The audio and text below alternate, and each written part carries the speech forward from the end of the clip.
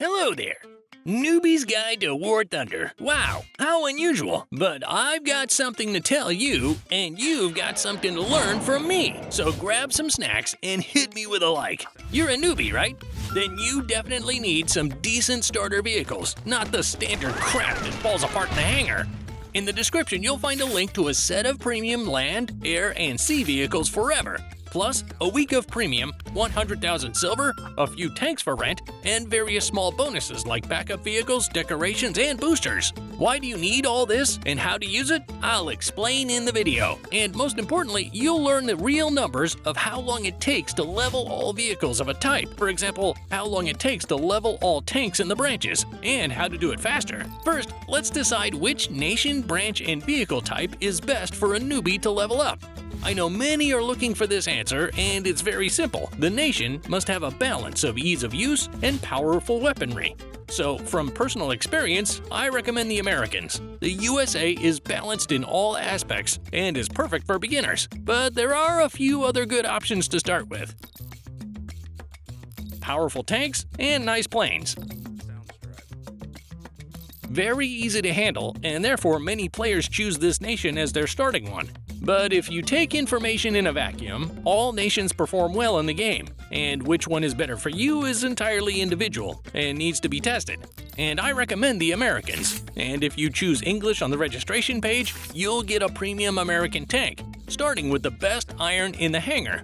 And I don't recommend leveling everything at once because low-level tanks are very different from even the mid-ranks. Logically, I know, but maybe the mid-segment will suit you, and you'll freak out and go level another nation.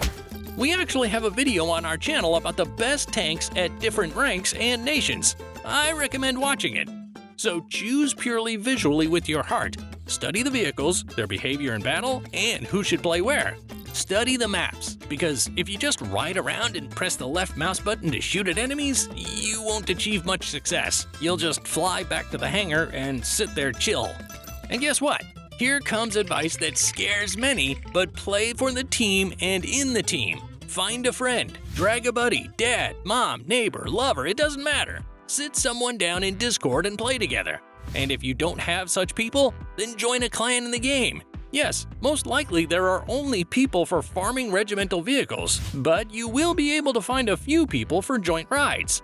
Who will tell you about the best positions on the map, answer questions, and tell you which types of shells are best to use? I can show you a lot, but a YouTube video can't replace a live person. Learn, observe, play. If you have specific questions you want answered, write in the comments, and I'll continue.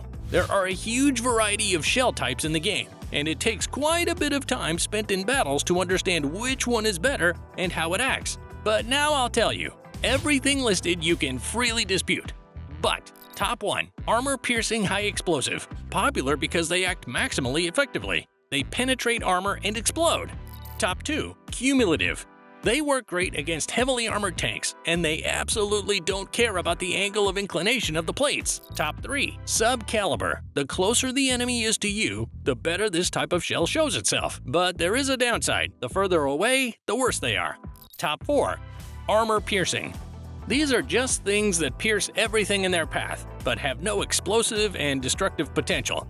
If other shells can be called a hammer, destroying everything under them, then armor-piercing is a spike that hits precisely and passes straight. Top 5, high explosive. The complete opposite of armor-piercing. Minimum penetration, but the radius of damage is large. Ideal slippers for destroying lightly armored vehicles. Let's limit ourselves to this top 5. In fact, there are more. There are also different calibers on top of that. So shells are a very complex and big topic, possibly for a separate video, so subscribe not to miss it when it comes out. And now I'll explain to you why to take the vehicles via the link in the description and why you need the premium that's also there. 1. Premium vehicles that you're given after registration have increased bonuses for farming silver and experience. 2. The premium account itself increases the amount of silver and experience. 3. Leveling all the vehicles, for example tanks for one nation, on average will take you about 417 days. If you play for 4 hours a day and without premium, but also with a positive KD. But with premium, about 200 days, and that is 2 times less. Choose more than a year or just over half a year. The difference is huge. So take our vehicles, our premium, and develop at an accelerated pace. And don't waste your life on something unclear. Under other videos on the channel, you clearly let me know that you are interested in questions, how to survive longer and shoot better. I answer. It will also be useful for beginners to learn how to load their vehicles with shells, because in other games it doesn't matter how much ammunition, rockets, etc. you have with you. In War Thunder, each additional grenade increases the chances of a one-shot kill, because here every unit of our ammunition is a physical object. Filled your tank to the brim? Well, be ready to explode from any hit. By the way, another good tip, the first thing to do in battle is to shoot off the enemy's barrel. Of course, there is no other alternative in the form of an open side or some other vulnerable part of the tank. Just shoot off the barrel and you can safely approach, because the enemy can't do much to you at the time, except fiddle from the machine gun. But if you're not in a cardboard light tank, then you have nothing to fear. Now let me show you how to make the most comfortable conditions for playing. Namely, we'll set up the sight and everything that touches it, and we'll learn how to assemble the correct setup of vehicles. So, how do you shoot with comfort and convenience? First, go to the control settings and find these options. Click to open the next window, and here assign those keys that will be more convenient for you personally. You want the mouse wheel, you want something on the keyboard. I personally will bind them to the side buttons of the mouse and to the middle drop.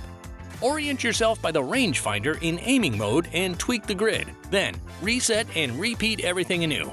However, note that the rangefinder is only automatic in arcade mode.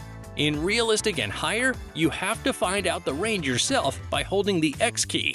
And in general, the realistic mode is very different from the arcade in many ways. I do not recommend climbing out of the arcade until you understand how to play War Thunder properly. What do I mean by that? Well, when you leave the battle with a KD of at least 2-to-1, not 1-to-1, or even with 0 frags. Everything is individual, but the arcade is much easier to master for a beginner. Here, the vehicles move faster, the physics and behavior model allows you to feel more free and perceive all your battles in arcade mode as something training. The real game starts when you drive in realistic battles. They are RB. In the new vehicles, I recommend upgrading the fire extinguisher and repair first, because these improvements can play a key role in the fight for survival. And here's another thing that will make the game easier for you. The selection of the lobby is always based on the highest rank of the vehicles in the hangar. So if you add, for example, 2 favorite tanks of rank 2 and 1 of rank 5, then you will play in the lobby of rank 5 on your poor and unfortunate vehicles of rank 2. So prepare setups for different levels of pain in advance. Do not mix low level with mid-game, and especially with high-ranking vehicles. This, yes, the most useful tips, as you can notice, I left at the end of the video. And you know why? Because the best content deserves only the best of the viewers. And now that you know how to get started in War Thunder, take the premium vehicles and the premium account via the link in the description. Now you know why you need them and how much they will speed up your leveling. Like the video, subscribe to the channel if you want to follow the new content, and hit the bell so you don't miss it. And that's all I have for now. Good luck, and see you later.